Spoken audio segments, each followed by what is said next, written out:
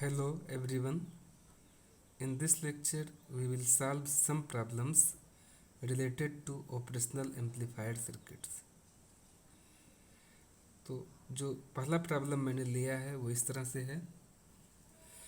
If an inverting amplifier has a gain of 10 and plus minus 15 volt power supplies are used, then find value of input for which operational amplifier would work in linear region. तो सबसे पहले हमें ये जानना ज़रूरी है कि कोई भी एम्पलीफायर क्यों ना हो उसका लीनियर रीजन में वर्क करना ज़रूरी है ट्रांसफर कैरेक्टरिस्टिक्स के. क्योंकि अगर एम्पलीफायर ट्रांसफर कैरेक्टरिस्टिक्स के लीनियर रीजन में वर्क नहीं करेगा, अगर उसका इनपुट आउटपुट रिलेशनशिप लीनियर नहीं होगा तो आउटपुट हमें डिस्टोर्टेड मिलेगा, इनपुट प्रॉपरली एम्पलीफाई नहीं होगा. ये मैंने सर्किट बनाया है इन्वर्टिंग एम्पलीफायर का. इन्वर्टिंग एम्पलीफायर मीन्स जो भी हम इनपुट अप्लाई करेंगे वो हमें इन्वर्ट होकर के आउटपुट पर एम्पलीफाई होकर मिलेगा. इसमें RF फीडबैक रजिस्टर है, RS सोर्स रेजिस्टेंस है, VS सोर्स वोल्टेज या इनपुट वोल्टेज है, प्लस B और माइनस B ये पावर सप्लाई है जो ओपएम्प को ऑपरेट करने के लिए हमने कनेक्ट किया है. इन्वर्टिंग एम्पलीफायर के आउटपुट का रिलेशन आप जानते हैं, VO equals minus RF upon RS into VS है. इसमें गेन हमें दिया हुआ है, ये RF अपॉन RS हमको दिया हुआ है. तो इस केस में जो आउटपुट होगा VO ये होगा माइनस 10 इंटू VS. हमें फाइंड करना है value of input for which opamp would work in linear region. VS का रेंज फाइंड करना है कि जिससे ये ऑपरेशनल एम्पलीफायर लीनियर रीजन में वर्क करे. तो हम सबसे पहले ओपएम्प का ट्रांसफर कैरेक्टरिस्टिक्स बना के दिखाते हैं.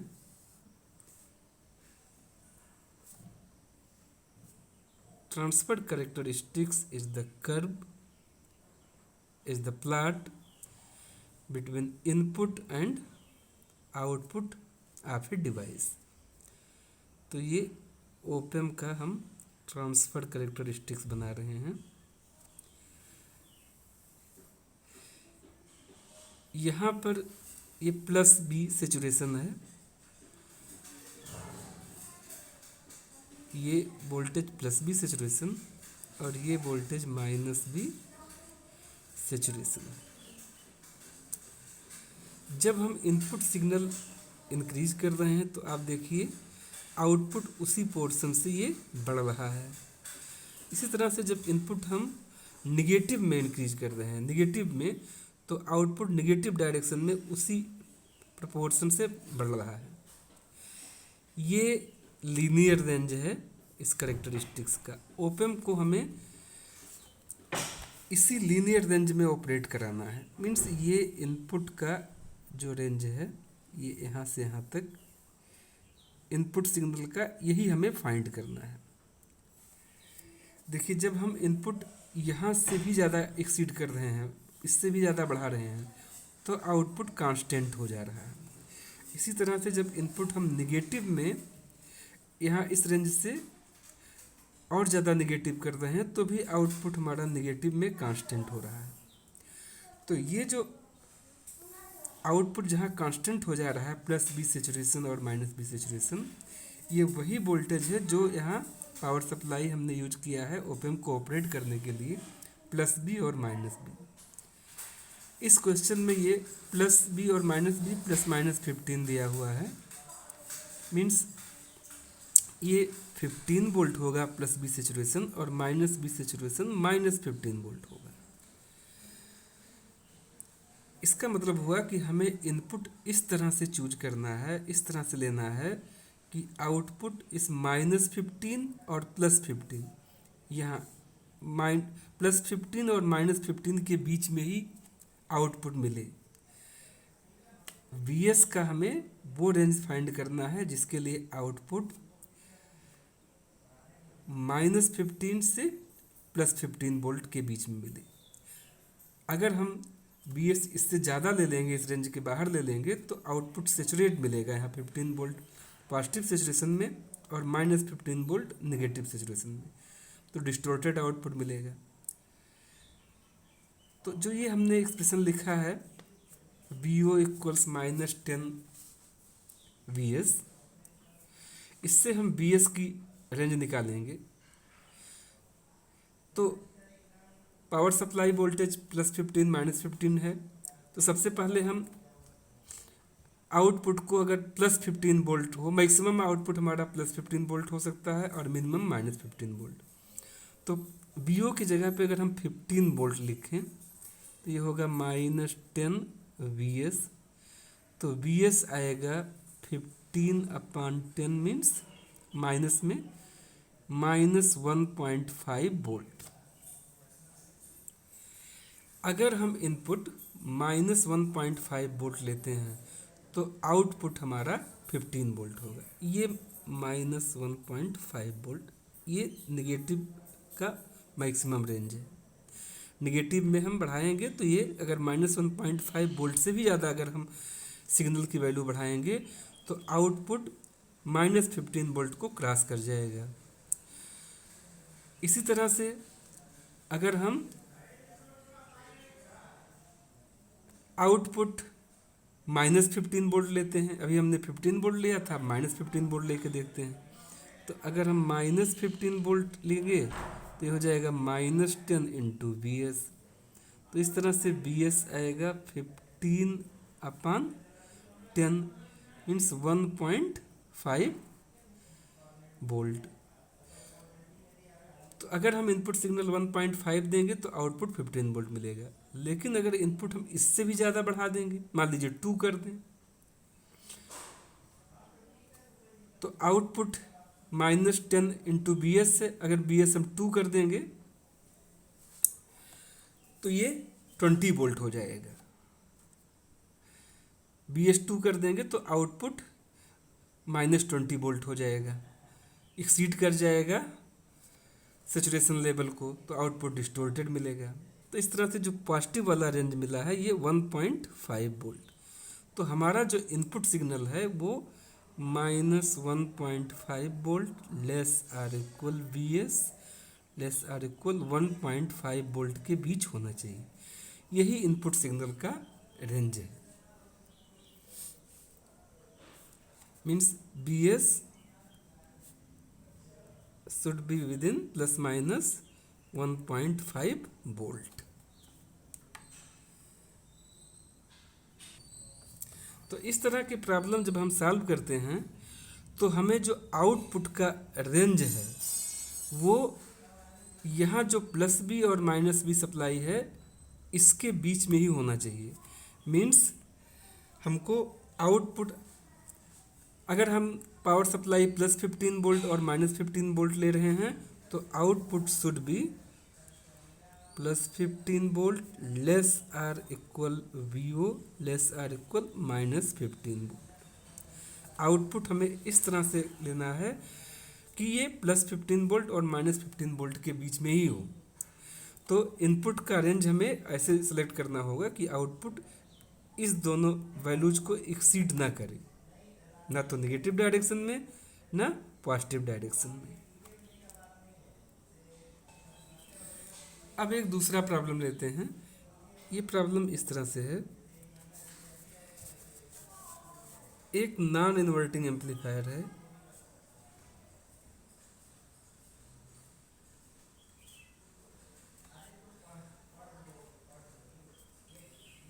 ये इस तरह से सर्किट है इसका।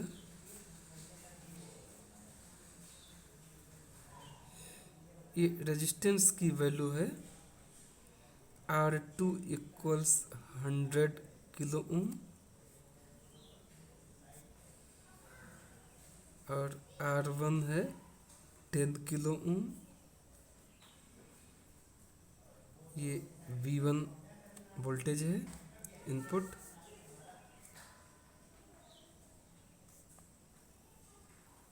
ये लोड रेजिस्टेंस RL, ये 25 किलो ओम है और ये आउटपुट है।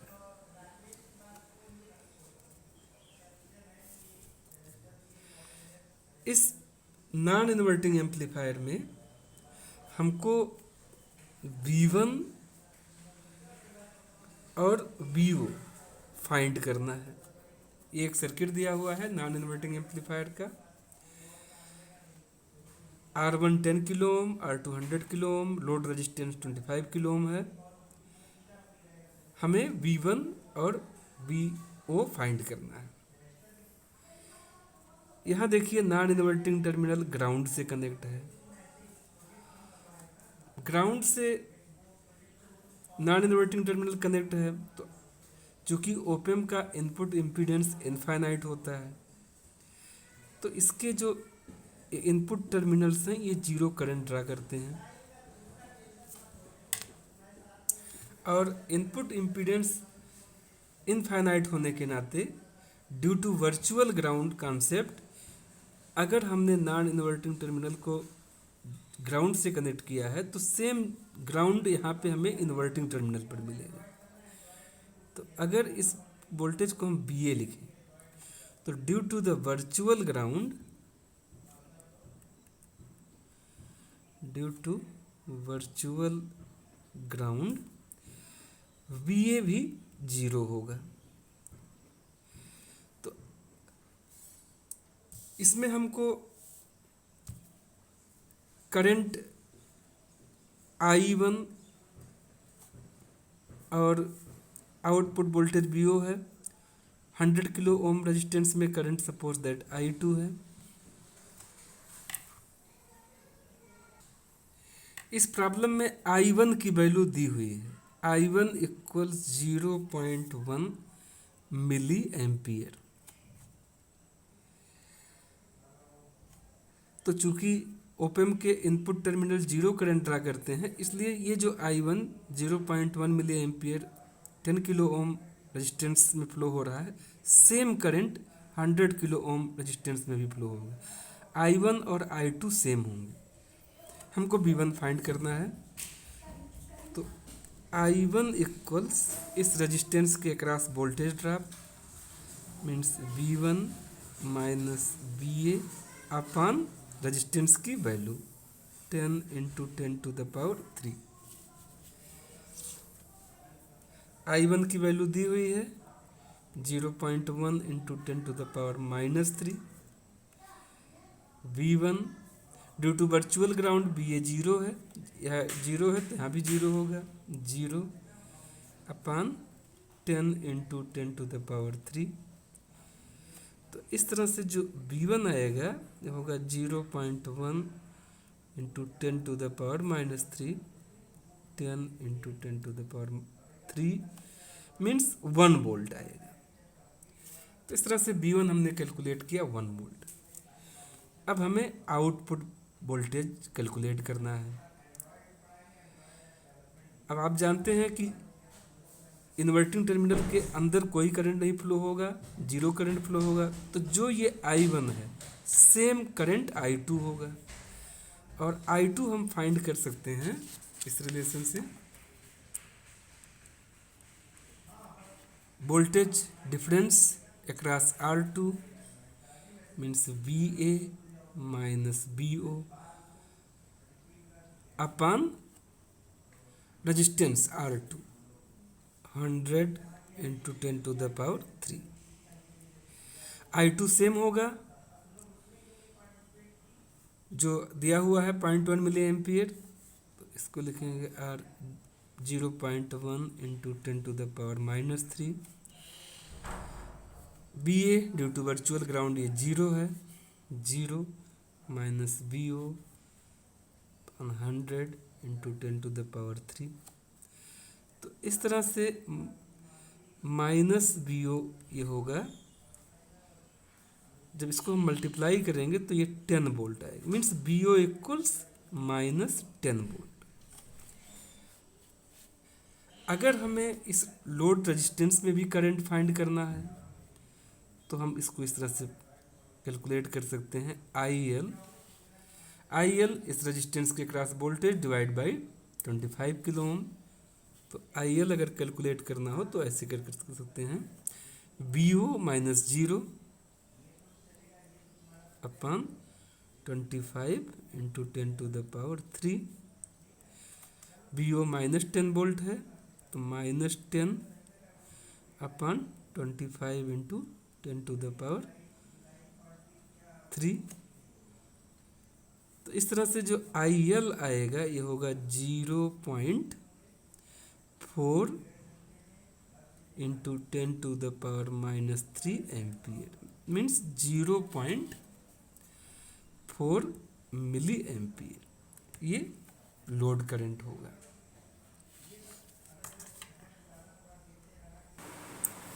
नेक्स्ट प्रॉब्लम हम लोग इसमें ट्रिगर का लेते हैं। इसमें trigger is a circuit which converts irregularly shaped waveform to regular shaped waveform। ऐसा सर्किट जो इरेगुलर शेप के किसी सिग्नल को एक रेगुलर शेप के सिग्नल में कन्वर्ट करे, वो इसमें ट्रिगर है। मीन्स ये एक तरह का कंपैरेटर है। इसमें जब जब इनपुट सिग्नल एक थ्रेशोल्ड लेवल को एक्सीड करता है तो आउटपुट प्लस बी सेचुरेशन से माइनस बी सेचुरेशन या माइनस बी सेचुरेशन से प्लस बी सेचुरेशन लेवल पे स्विच कर जाता है। ये सर्किट इस तरह से होता है।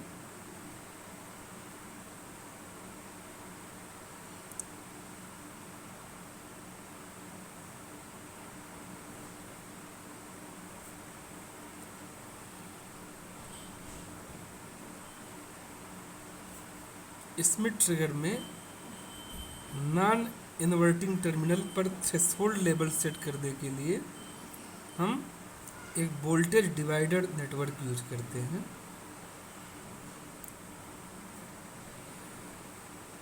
ये सपोज दैट R1 ये रेजिस्टेंस R2 है और यहाँ हम इनपुट सिग्नल अप्लाई कर रहे हैं, Vin है, सपोज दैट RS है, प्लस 15 वोल्ट और minus 15 volt power supply use किया जा रहा है ओपेम को ऑपरेट करने के लिए। और एक लोड रेजिस्टेंस 10 किलो ओम। ये एक सर्किट दिया हुआ है, RS की वैल्यू है 12 किलो ओम।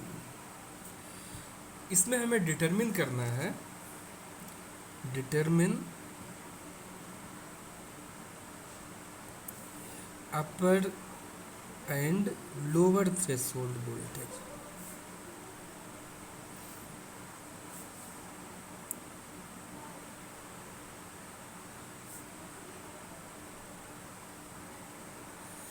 इस सर्किट में हमें VUTH अपर थ्रेशोल्ड वोल्टेज और VLTH और VHY हिस्टैरिसीस वोल्टेज फाइंड करने हैं।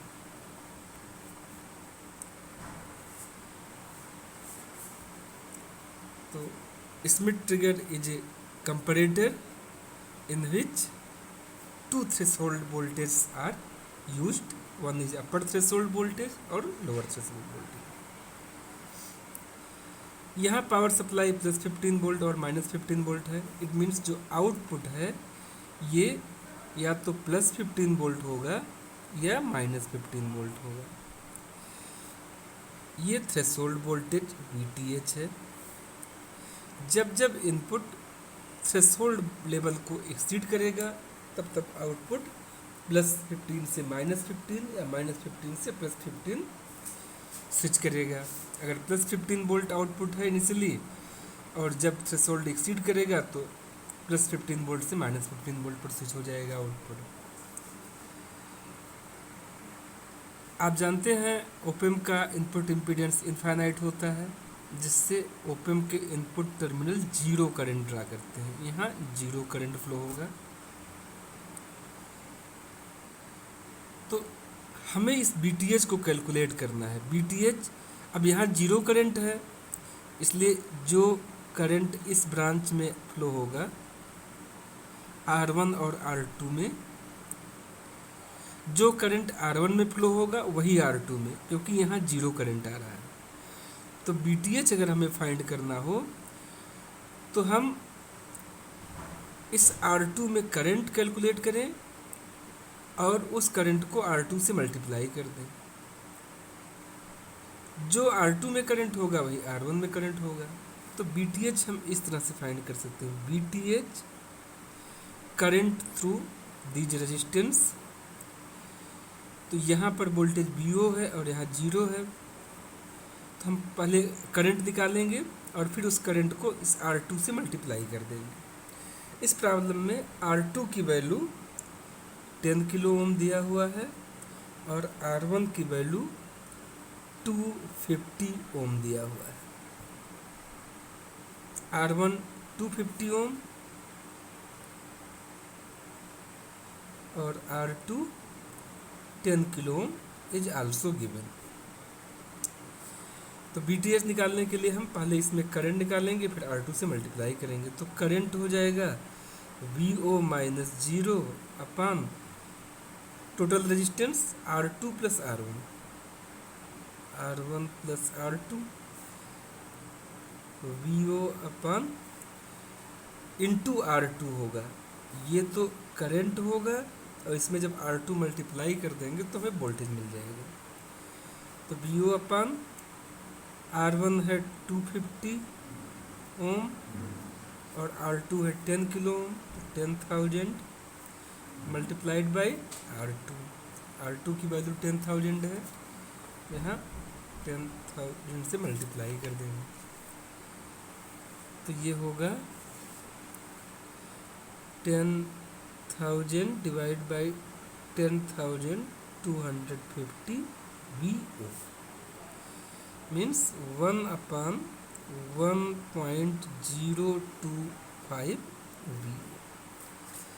VO की वैल्यू +15 या -15 वोल्ट हो सकती है, क्योंकि हमने पावर सप्लाई जो यूज किया है +15 वोल्ट और -15 वोल्ट यूज किया है। तो अगर VO +15 वोल्ट है तो उस थ्रेशोल्ड वोल्टेज को हम कहेंगे अपर थ्रेशोल्ड वोल्टेज। तो अपर थ्रेशोल्ड वोल्टेज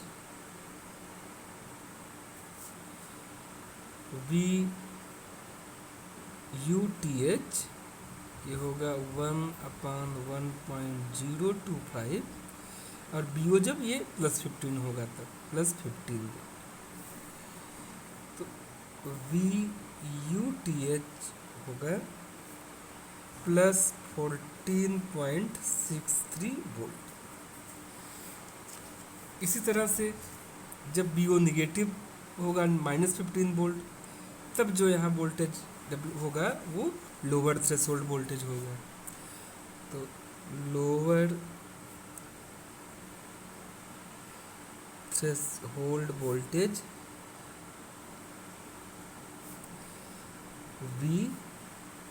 VLTH ये 1/1.025 मल्टीप्लाइड बाई -15 वोल्ट। तो सेम वैल्यू आएगा लोअर थ्रेशोल्ड का, लेकिन साइन निगेटिव होगा, मीन्स -14.63 वोल्ट। तो hysteresis voltage VHY, hysteresis voltage is the difference between upper threshold voltage minus lower threshold voltage. VUTH minus VLTH, तो ये 14.63 minus -14.63, ये जुड़ जाएंगे। इसकी वैल्यू आएगी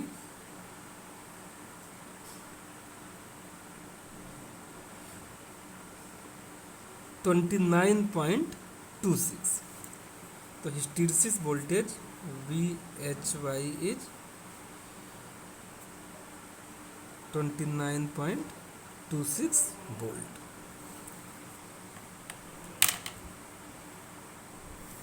अब हम ओपेम से रिलेटेड एक और प्रॉब्लम करते हैं। ये प्रॉब्लम इस तरह से है,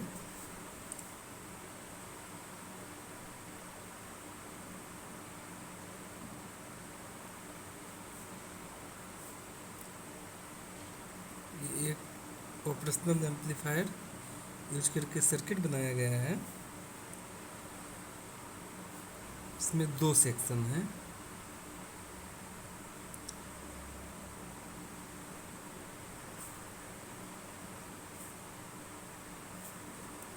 इसमें दो ओपेम यूज हुए हैं।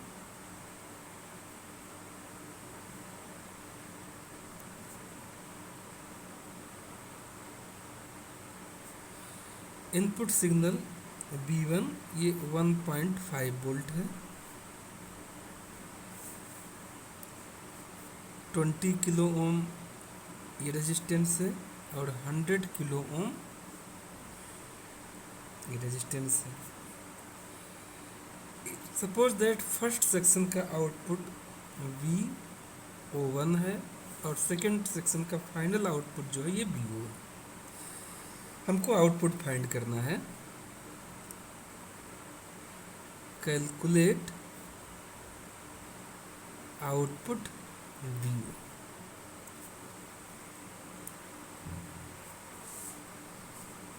तो इस सर्किट को अगर हम ध्यान से देखें तो जो फर्स्ट सेक्शन है ये एक वोल्टेज फॉलोअर सर्किट है। वोल्टेज फॉलोअर सर्किट का आउटपुट वही होता है जो इनपुट होता है, गेन 1 होता है। और ये सेकेंड सेक्शन जो है ये इन्वर्टिंग एम्पलीफायर है। Since first section of this circuit is voltage follower, hence VO1 equals V1, ये सेम होगा 1.5 वोल्ट होगा, 1.5 वोल्ट। और सेकेंड सेक्शन ये वाला सेक्शन इन्वर्टिंग एम्पलीफायर है। और इन्वर्टिंग एम्पलीफायर का गेन आप जानते हैं कि अगर हम इसको RF लिखें और ये R1, तो जो आउटपुट होगा ये होगा -RF/R1 इंटू VO1, यहाँ जो इनपुट हमने अप्लाई किया है। तो इन्वर्टिंग एम्पलीफायर है तो इसलिए जो फाइनल आउटपुट होगा वो होगा -RF 100 किलो ओम है, R1 20 kilo ohm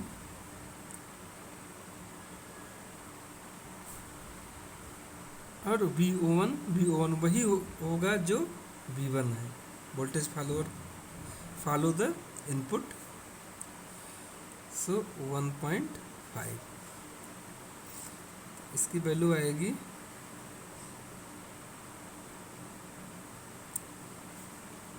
-7.5 volt.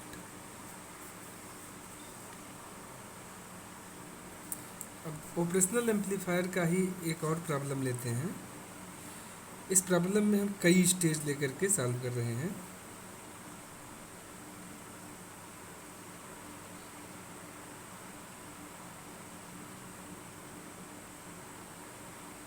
First stage ये नॉन इन्वर्टिंग एम्पलीफायर है।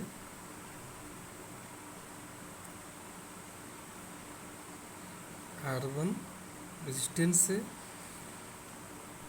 और ये RF फीडबैक रेजिस्टेंस। ये एम्पलीफायर 1 है, A1। और इसके आउटपुट को एक दूसरी स्टेज, इसमें रेजिस्टेंस R2 है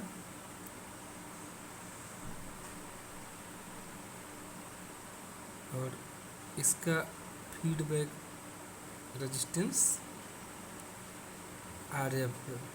फीडबैक रेजिस्टेंस हम सबका सेम ले रहे हैं, आर एफ है।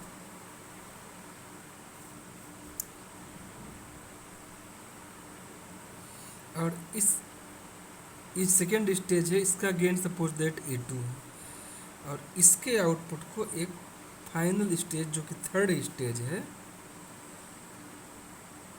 वो इस तरह से कंस्ट्रक्ट है।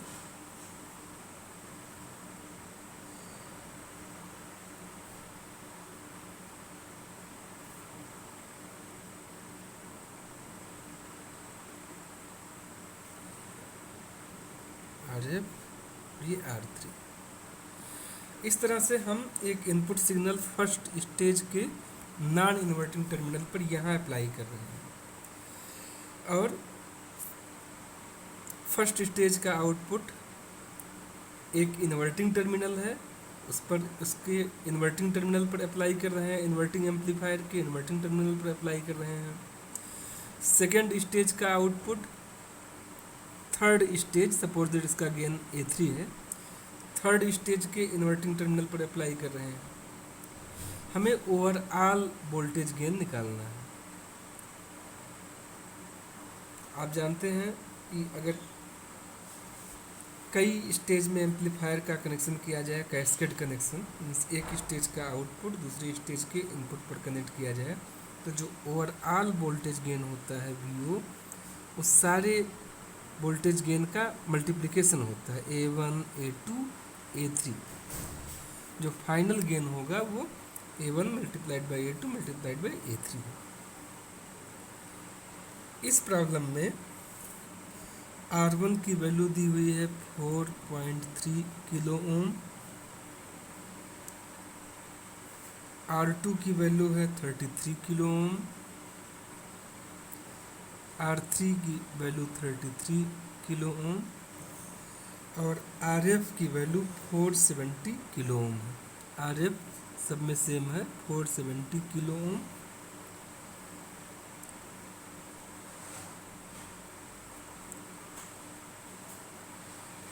हमें ओवरऑल वोल्टेज गेन फाइंड करना है। आप तीनों सेक्शन को ऑब्जर्व करिए। पहला सेक्शन नॉन इन्वर्टिंग एम्पलीफायर का है, और दूसरा और तीसरा सेक्शन इन्वर्टिंग एम्पलीफायर का है। तो जो पहले सेक्शन का गेन होगा A1, ये होगा नॉन इन्वर्टिंग एम्पलीफायर का गेन, मीन्स 1 प्लस RF अपन R1। इसी तरह दूसरे सेक्शन का जो गेन होगा A2, ये होगा माइनस RF अपन R2। और जो तीसरे सेक्शन का गेन होगा A3, ये होगा माइनस RF अपन R3। तो जो हमारा ओवरऑल वोल्टेज होगा, ओवरऑल वोल्टेज VO, ये होगा A1 A2 A3 into VI। A1 1 plus RF की वैल्यू है 470, तो 470 kilo ohm divide by R1 4.3 kilo ohm. A2 minus RF 470 kilo ohm divide by R2 33 kilo ohm, और A3 minus 470 kilo ohm, R3 भी 33 है, तो divide by 33 into VI। तो जब हम इसको सॉल्व करेंगे, इसकी वैल्यू आएगी 1.78 वोल्ट। इस तरह से जो फाइनल आउटपुट में मिलेगा ये 1.78 वोल्ट मिलेगा। 1.78 into VI, VO equals 1.78 VI, ये फाइनल आउटपुट।